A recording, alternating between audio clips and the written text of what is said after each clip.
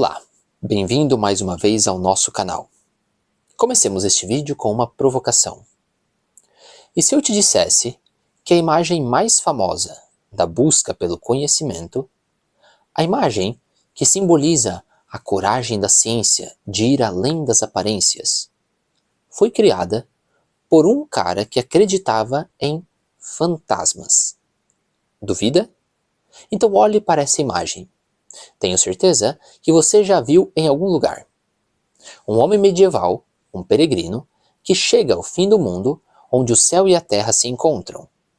E com uma ousadia tremenda, ele enfia a cabeça através da abóbada celeste, para espiar a maquinária do universo. É a representação perfeita do cientista, certo? Aquele que quebra os dogmas para ver a verdade.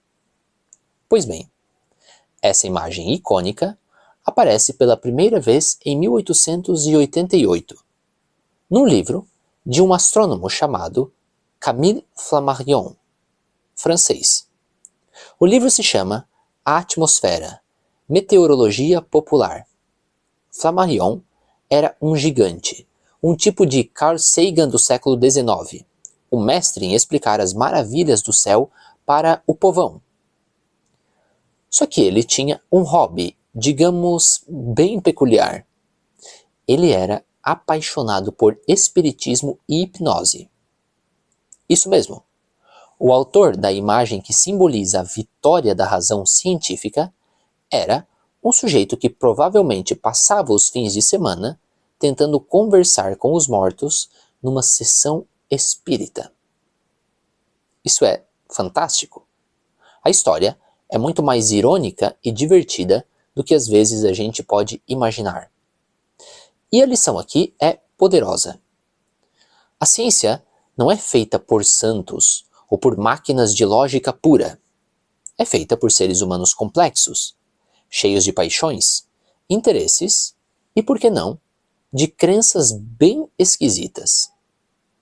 Newton, o pai da física, era obcecado por alquimia. Passou mais tempo tentando transformar chumbo em ouro do que calculando a gravidade. Mas essa imagem, criada por este místico astrônomo, é a porta de entrada para um segredo ainda maior. Um segredo escondido na origem da palavra cosmos. Se eu lhe perguntasse o que é cosmologia, você provavelmente diria: o estudo do cosmos. E o que é o cosmos? O universo, tudo que existe. Certo? Errado. Ou, pelo menos, originalmente errado. A palavra grega cosmos não significava tudo que existe. Significava ordem, arranjo, ornamento.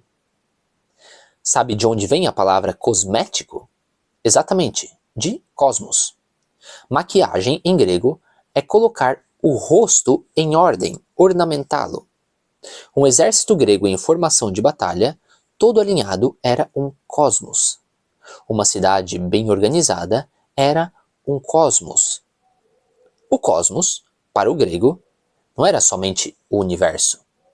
Era o universo entendido como uma obra de arte, uma coisa bela, ordenada, arrumada. Essa ideia passou para os romanos com a palavra mundus, que além de mundo, significa também limpo, elegante. E o oposto, imundo. O que é imundo?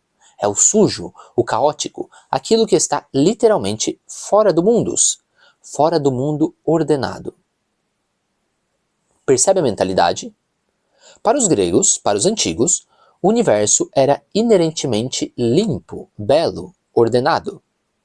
E o mais chocante de tudo, essa ideia de cosmos, de um universo total e ordenado, não estava simplesmente lá esperando para ser descoberta. Ela foi uma invenção. E o inventor, o primeiro grande designer do universo, foi um gênio grego chamado Anaximandro de Mileto. Ele foi o primeiro a ter a coragem de fazer uma coisa que hoje nos parece banal, mas que na época era de uma audácia inconcebível. Ele desenhou o mapa mundi. Ele pegou tudo aquilo que a gente vê, o chão sob os nossos pés e as estrelas sobre as nossas cabeças, e organizou tudo numa estrutura geométrica, uma esfera terrestre e uma esfera celeste. Naquele momento, com aquele ato de usar a primeira ciência, a geometria, para criar o modelo, ele não descreveu o cosmos, ele o inventou. Ele transformou uma coleção caótica de coisas em uma única entidade, num objeto de estudo. Antes dele, existia o céu e a terra. Depois dele, existia o cosmos. Essa estrutura, essa casa cósmica, foi depois redecorada. Ptolomeu colocou a terra no meio da sala, como um sofá pesado importante. Muitos séculos depois, Copérnico chegou e disse: Não. Essa decoração está ultrapassada. E trocou o sofá terra pela lareira sol no centro. Foi uma mudança radical na decoração? Sim, foi a famosa Revolução Copernicana. Mas, e aqui eu peço licença para cometer uma pequena heresia, comparada com o que veio depois. A Revolução Copernicana foi uma tempestade em um copo d'água. Porque no fundo, Copérnico ainda vivia na mesma casa que Anaximandro tinha construído. O universo dele ainda era um universo fechado, uma esfera aconchegante, o velho casquete de estrelas fixas. A verdadeira demolição, a explosão, que botou a casa inteira para baixo, aconteceu muito depois, já no século XX. Foi quando astrônomos como Edwin Hubble, olhando por seus potentes telescópios, perceberam que aquelas manchinhas de luz no céu não eram nuvenzinhas de gás dentro da nossa galáxia. Eram outras galáxias. Outros universos ilha, a milhões, bilhões de anos-luz de distância. Naquele momento, a velha abóbada celeste, a cúpula de cristal que nos protegeu por milênios, não foi reformada. Ela foi estilhaçada, pulverizada. O nosso universo deixou de ser o centro de tudo para se tornar um grão de poeira perdido numa vastidão inimaginável. E é aí, somente aí, sobre as ruínas deste universo antigo, que nasce a cosmologia científica, como nós conhecemos hoje. A ciência do Big Bang, da expansão do universo, da matéria escura. Ela não é uma continuação da astronomia de Copérnico. Ela é uma ciência radicalmente nova, nascida de uma ruptura violenta. Mas é exatamente aqui, com essa cosmologia moderna, a nova e poderosa rainha das ciências, que o problema realmente começa. Nós tendemos a engolir sem mastigar qualquer coisa que venha com o selo da física teórica, como se fosse uma verdade revelada. E por quê? Porque a ciência hoje tem uma auréola. O cientista virou uma espécie de novo sacerdote. Mas há um detalhe.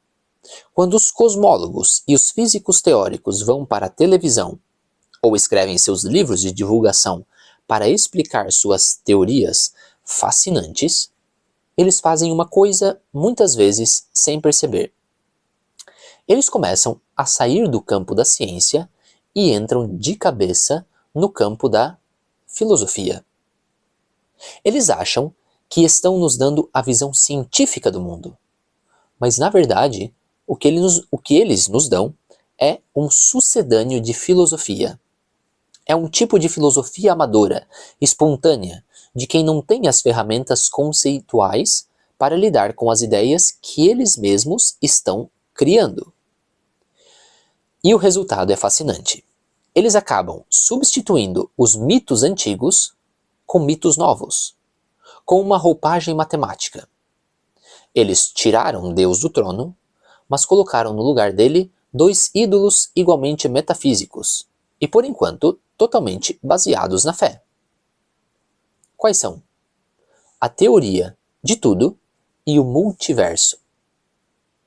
A teoria de tudo é a busca por uma única equação, a fórmula definitiva que explicaria todo o universo. E a busca é a busca pela mente de Deus, um sonho profundamente teológico de unidade e simplicidade. É um artigo de fé, não um resultado científico. E o multiverso? É a hipótese de que existem infinitos outros universos além do nosso.